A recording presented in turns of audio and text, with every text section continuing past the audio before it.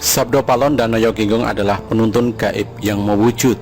Beliau berdua senantiasa hadir mengiringi raja-raja Jawa zaman Hindu-Buddha.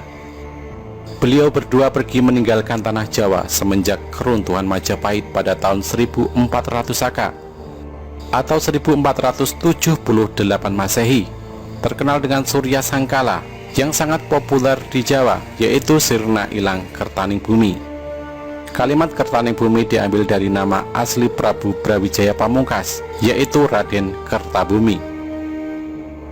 Janji kedatangan beliau berdua diucapkan di Blambangan ketika Majapahit hancur diserang oleh pasukan Demak Bintoro. Prabu Brawijaya meloloskan diri ke arah timur, hendak menyeberang ke Pulau Bali, namun masih bertahan sementara di Blambangan atau Banyuwangi sekarang. Raden Patah, pemimpin Demak Bintoro, merasa bangga telah menghancurkan Majapahit yang dia anggap sebagai negara kafir. Serta-merta setelah mendengar kabar berhasil dikuasainya Majapahit oleh tentara Islam, Raden Patah datang dari Demak ingin melihat langsung keadaan Majapahit yang berhasil dihancurkan. Setelah itu, dengan bangga beliau meneruskan perjalanannya ke pesantren Ampel Denta, hendak mengabarkan keberhasilan tersebut. Namun ternyata Nyi Ageng Ampel, istri almarhum Sunan Ampel, malah mempersalahkannya.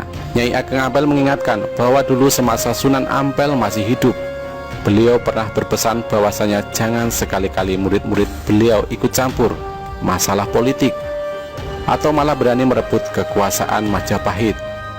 Bahkan Nyai Ageng dengan tegas menambahkan, Raden Patah telah berdosa 3 hal. Dosa yang pertama adalah kepada guru, yaitu melanggar wasiat Sunan Ampel. Dosa yang kedua kepada ayah, karena Prabu Brawijaya adalah ayah kandung dari Raden Patah. Dosa yang ketiga adalah kepada raja, karena raja adalah imam, tidak boleh dilawan tanpa alasan yang benar. Sebab selama memerintah, Prabu Brawijaya tidak pernah melarang penyebaran agama Islam, bahkan menghadiahkan tanah Ampel Denta di daerah Surabaya sekarang sebagai tanah otonom, diizinkan untuk dipakai sebagai basis pendidikan agama bagi orang-orang muslim. Dengan sangat menyesal, Raden Patah meminta petunjuk bagaimanakah cara untuk menghapus kesalahannya. Nyai Ageng menyarankan agar kedudukan Prabu Brawijaya Pamungkas sebagai raja harus dikembalikan. Namun yang menjadi masalah adalah kemanakah sang Prabu meloloskan diri. Nyai Ageng memperkirakan sang Prabu pasti menuju ke Pulau Bali. Raden Patah berniat menyusul sendiri, namun dicegah Nyai Ageng Ampel. Karena setelah kejadian penyerangan Majapahit oleh tentara Islam terjadi, maka tidak akan ada satupun orang Islam yang akan dipercayai oleh sang Prabu. Tidak Raden Patah, tidak Nyai Ageng Ampel, tidak pula para wali yang lain yang turut serta membantu penyerangan tersebut. Namun hanya ada 2 wali yang mungkin masih beliau percayai. Pertama Syekh Siti Jenar dan kedua Sunan Kalijaga. Karena kedua wali ini terang-terangan menentang penyerangan pasukan Islam ke Majapahit. Karena hubungan Raden Patah tidak begitu baik dengan Syekh Siti Jenar, maka dia meminta pertolongan Sunan Kalijaga untuk melacak keberadaan ramandanya.